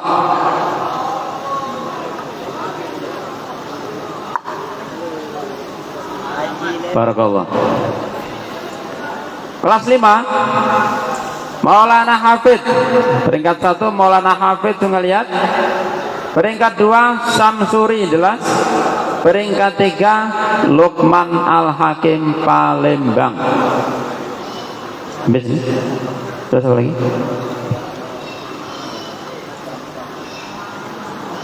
Nah, ya. Yang putra.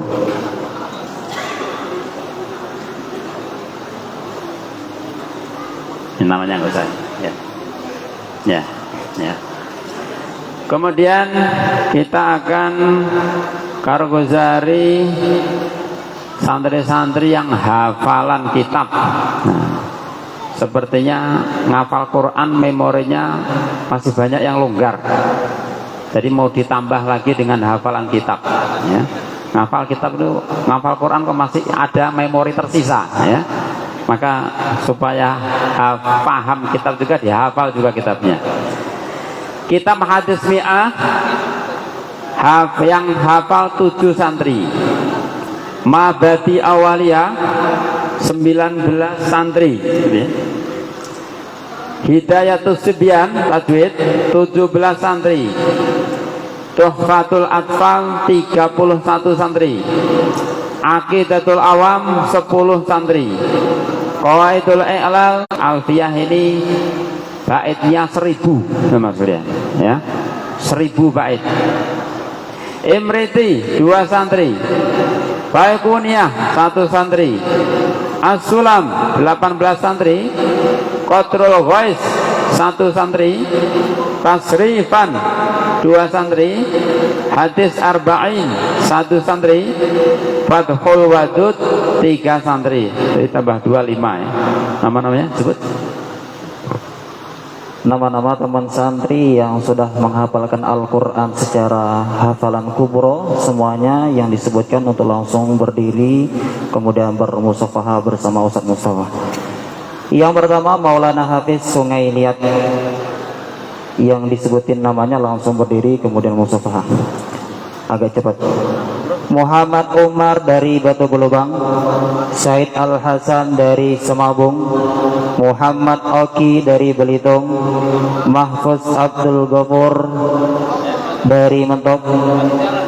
Langsung, tidak usah disebutin, langsung. Yang setoran kitab, yang ini langsung maju, tidak usah nunggu namanya disebut, karena ini banyak. Muhammad Rafiq dari Kedimpal, Wal Fajri dari Tuatunu, Muhammad Syamsuri Firdaus dari Dalas, Muhammad Lukman Al-Hakim dari Palembang, Abdul Latif dari Sungai Pedada, Raja dari Serdang, Irgi Pernanan dari Air Golin, Ahmad Sahil dari Mentok, Muhammad Al-Fatih dari Pangkal Pinang, Zaki Maulana Jebus, Muhammad Idris dari Palembang, Muhammad Adam Syah dari Permis, Ridho dari Pongok, Sofian dari Pugul, Nur Ihsan dari Pagarawan, Muhammad Zahin dari Celuak, Mahmud Syukri dari Kedimpal, Rinto Luis Fernanda dari Sungai Liat, Zaid dari Karabut, Muhammad Khairan dari Pangkal Pinang, Muhammad Hamzah dari Batu Belubang, Wisnu dari Jebus, Ahmad Fikri Sari dari Celuak, Rafiq Baki dari Kedimpal, Faisal Nafis dari Sungai Liat, kemudian Muhammad Kurniawan dari Paket 34, Raka Rama Saputra dari Paket 3, Rabil dari Sungai Liat.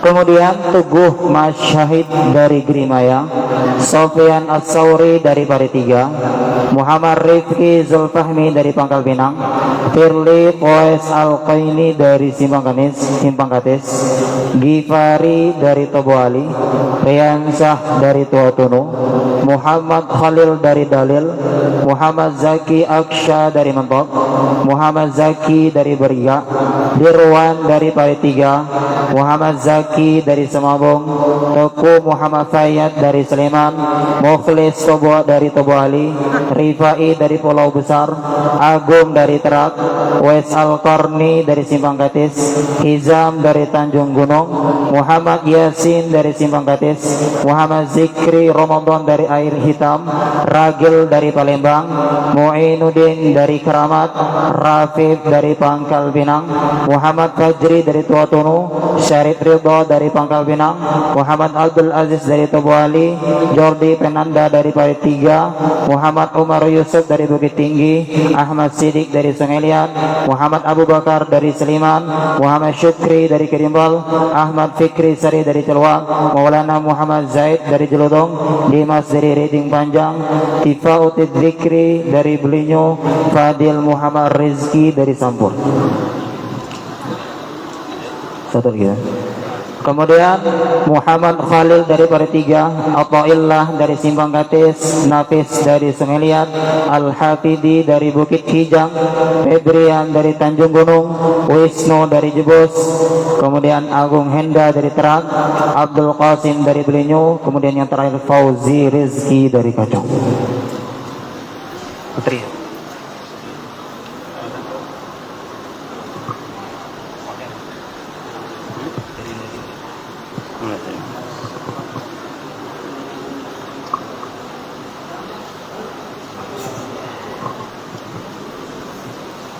Kemudian nama-nama santri putri yang berprestasi. Yang pertama Hatam Sugro, satu santri, Delsa Naswara Usani binti Delsi Darmawan Sungai Liat, 24 juz, satu orang, Fadilah An-Nisa dari Mentok, 19 juz, satu orang, Lula Amalia Mentok, 17 juz, satu orang, Siti Karimah dari Palpat, 16 juz, 3 orang, Siti Khadijah Sleman, Zahra Nafisah Belitung, Sofiah Simpang 3, 15 juz, 3 orang, Ummu Kulsum Leli Andani Tuatunu, Salsabila Ilham Belitung, 13 juz, 1 orang, Sya'wanah Ainur Rahmah binti saya sendiri, Sleman, 12 juz, 2 orang, Hafsah dari Mentok, Adila Fatia Lestari Sungai Liat, 11 juz, 1 orang, Ummu Salamah binti Arman dari Pangkal Balam, 10 juz, 6 orang, Sahla Sakila Paritiga, Maulita Fajrin Jebus, Siti Ainur Rahmah Riau Silip, Lulu Astin Toboali, Ayu Pratiwi Sungai Liat, Cahaya Fajarina Kelapa.